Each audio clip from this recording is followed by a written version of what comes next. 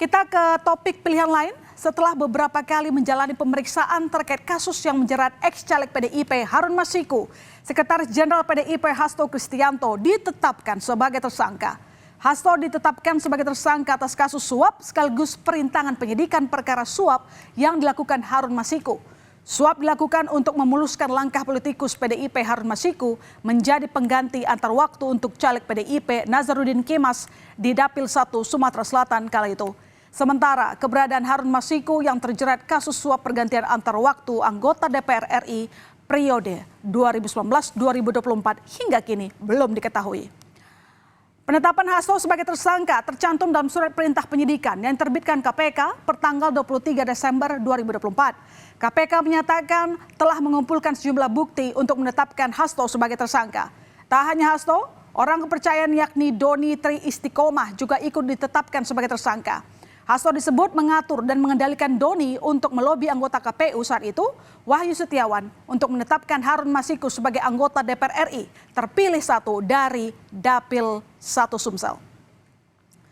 KPK juga menjerat Sekjen PDIP Hasto Kristianto dengan pasal perintangan penyidikan atau obstruction of justice.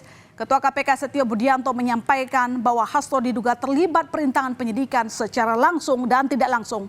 Setio juga mengatakan Hasto mengumpulkan beberapa saksi terkait kasus suap yang melibatkan Harun Masiku. Ia disebut mengarahkan, memberikan doktrin serta memberikan penekanan pada saksi agar tidak memberikan keterangan yang memojokkan kepada yang bersangkutan.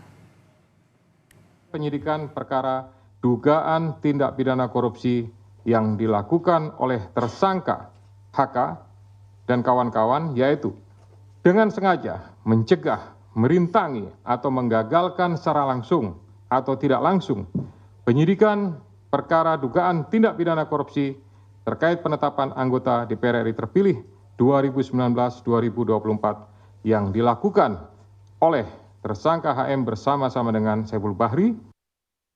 Sementara Ketua DPP PDIP Roni Talapesi menyebut kasus suap Harun Masiku sudah selesai di pengadilan dan berkekuatan hukum tetap atau inkrah. Kata Roni, dari seluruh persidangan yang berlangsung, tidak ada bukti yang mengaitkan Hasto dengan kasus ini. Meski demikian, Roni memastikan Hasto Kristianto akan kooperatif dalam menghadapi proses hukum di KPK. Seluruh proses persidangan, mulai dari pengadilan tipikor hingga kasasi, tidak ada satupun bukti yang mengkaitkan Sekjen DPP PD Perjuangan dengan kasus suap Wahyu Setiawan. PD Perjuangan dan Sekjen DPP PD Perjuangan telah dan akan selalu mentaati proses hukum dan bersifat kooperatif. Usai ditetapkan sebagai tersangka, Sekjen PDI Perjuangan Hasto Kristianto kini dicegah ke luar negeri. Hasto dicegah ke luar negeri selama 6 bulan dan dapat diperpanjang sesuai prosedur yang berlaku. Selain Hasto, Ketua DPP PDIP Yasona Lauli juga dicekal ke luar negeri oleh Komisi Pemberantasan Korupsi. Larangan bepergian ke luar negeri masih terkait penyidikan dugaan tindak pidana korupsi suap dalam proses pergantian antar waktu PAW anggota DPR RI terpilih 2019-2024. Sebelumnya, KPK juga sudah memeriksa Ketua DPP PDI Perjuangan Yasona Lauli 18 Desember lalu.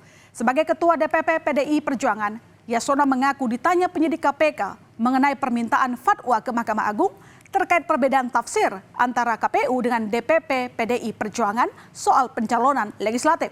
Sedangkan dalam kapasitasnya sebagai Menteri Hukum dan HAM periode 2019-2024, penyidik KPK menanyai terkait perlintasan Harun Masiku.